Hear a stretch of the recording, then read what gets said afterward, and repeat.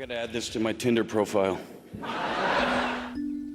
He's not a chaos magnet, he's a chaos navigator.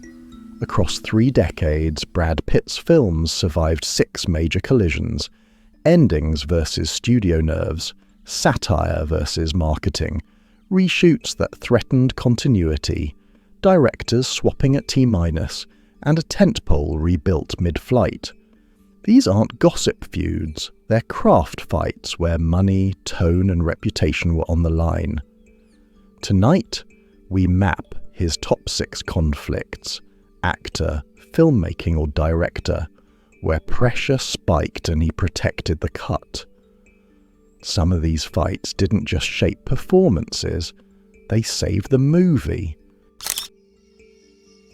Number 1. Interview with the Vampire, 1994. Have you said your goodbyes to the light? Vampires suffer on screen. Brad Pitt suffered on set. Months of night shoots, tinted lenses, heavy costuming, and a tone calibrated for outward blaze, while his character, Louis, lived inward, grief-locked.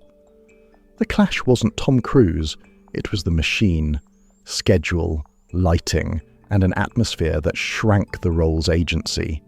At one low point, he even explored buying out, until the price tag made that idea vanish. The result? A performance defined by restraint under pressure, controlled breath inside a suffocating frame. I am miserable. 6 months in their thumbing dark. Contact lenses, makeup. I'm playing the bitch role. Early takeaway.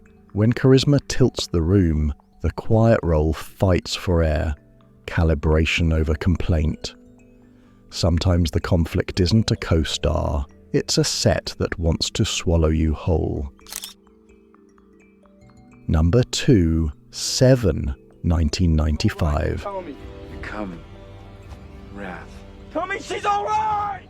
The most infamous box of the 90s came with a real-world standoff. Executives were not keen on the movie's head in the box ending. David Fincher's script didn't blink. Pitt backed the director, protecting the film's moral chokehold, even when safer seemed smarter.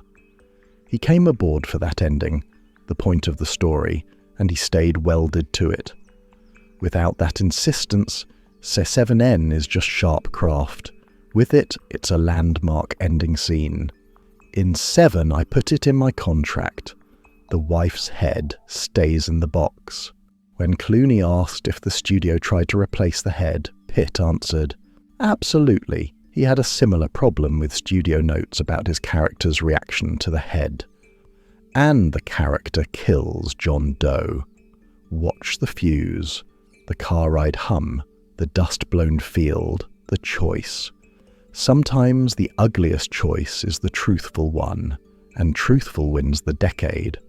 Without Brad's contract, we did not get Seven's tense ending. Number 3. Fight Club, 1999. Where we went, we were sizing things up.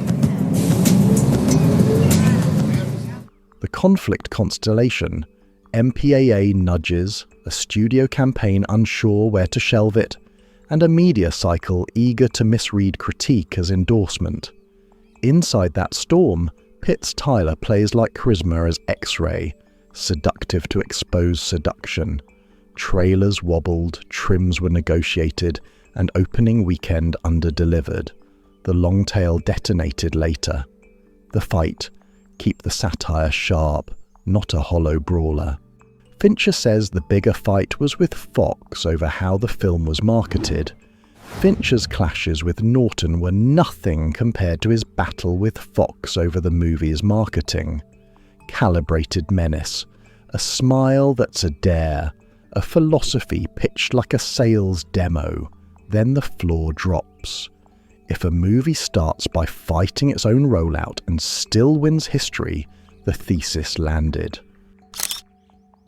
Number 4. Mr. and Mrs. Smith, 2005. No problem, Jane. You obviously want me dead. The movie sold married assassins, the press sold a triangle. Shot in 2004 while Brad Pitt was married to Jennifer Aniston, Mr. and Mrs. Smith rolled toward release into a tabloid riptide. Did a romance start on set? The official line then, no cheating.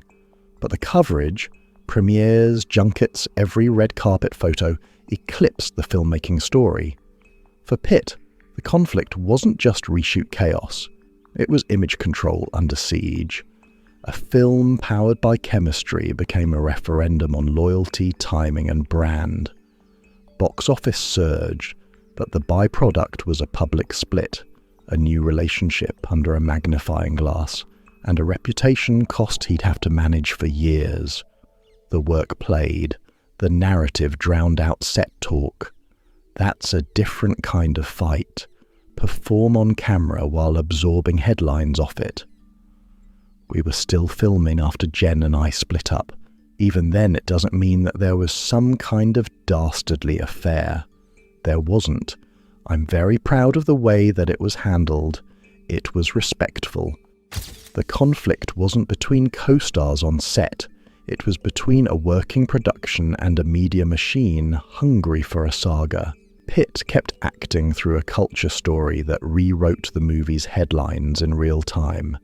When the spotlight drifts from the film to your life, the only counterpunch is to finish the work and let the cut hold, no matter how severe the drama is.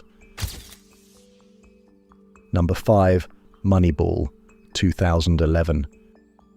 Anywhere. We're gonna shake things up. Why don't you walk me through the board? I believe there's a championship team that we... Days before cameras, the studio scrapped the Soderbergh version. Catastrophe in movie time. Pitt, also producing, could have walked. Instead, he fought to retool.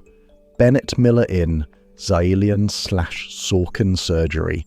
Tone recalibrated from Doc Lean to character-driven. The conflict wasn't tabloid, it was existential. Rebuild without losing the thesis. He anchors on Billy Bean's controlled defiance, making Data feel human. Oh man, there's so many reasons for that. It's just a book I couldn't put down. I couldn't let go of it, and it's complicated material. It's not a conventional story, which I'm always looking for.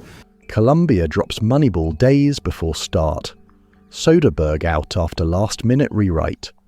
The off-screen rebuild becomes subtext on screen. When the plan flips and the movie still finds its voice, that's a franchise player move. Brad at his best. Number 6, World War Z, 2013. You're asking me to leave my family. I'm not gonna force you. Budget strain, alignment problems, and a finale that didn't work. The fix: scrap and reshoot a new third act. Swapping noise for nerve, swarm for suspense, so the human stakes register. Producing and starring, Pitt steadies the rebuild so the tentpole lands with pulse over spectacle.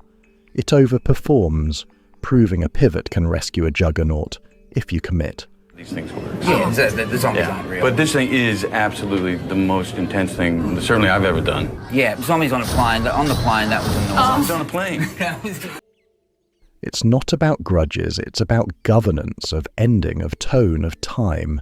When studios blink, he holds the line, Severin. When markets mislabel, he keeps the thesis sharp, Fight Club. When process turns messy, he locks continuity, Mr. and Mrs. Smith. When a film loses its spine, he rebuilds it, Moneyball. And when a tentpole breaks, he trades noise for nerve, World War Z. The pattern is plain. Find the pressure point, protect the story, and leave the frame cleaner than you found it. If you tell stories inside big machines, stars, studios, schedules, friction is the toll. What separates chaos from craft is response. When to yield, when to push, when to rebuild. Pitt's answer is consistent. Shield the cut, aim the tone, accept the bruise if it buys the truth. That's the working rulebook beneath the headlines. Your turn. Which conflict changed the film most? The Sesfinen ending, the Moneyball rebuild, or the World War Z pivot? Drop your pick and the next actor or director you want on this desk. Thanks for watching. Subscribe for more Studio Craft deep dives. We'll see you in the next one.